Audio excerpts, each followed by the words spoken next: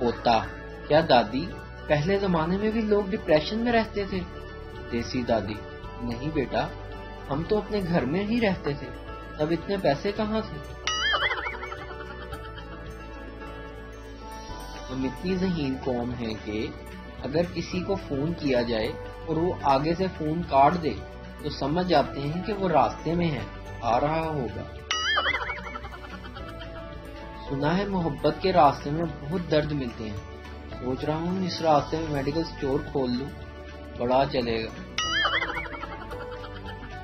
دوپہر کی 10 منٹ کی نیند ساری رات کی نیند خراب کرنے کے لیے کافی ہوتی ہے۔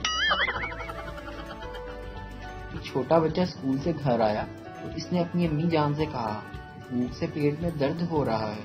اس کی امی نے جلدی سے کھانا اس کے آگے لگا دیا اور کہا، ظاہر ہے پیٹ میں کچھ نہیں ہوگا تو درد تو ہوگا۔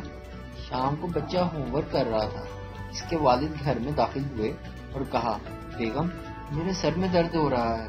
بچے نے یہ سنتے ہی کہا، ظاہر ہے سر میں کچھ ہوگا نہیں تو درد تو ہوگا نا۔ ایک لوکل بس میں ایک آدمی پورے سفر میں اپنی بیوی کو پکڑ کر بیٹھا ہوا تھا۔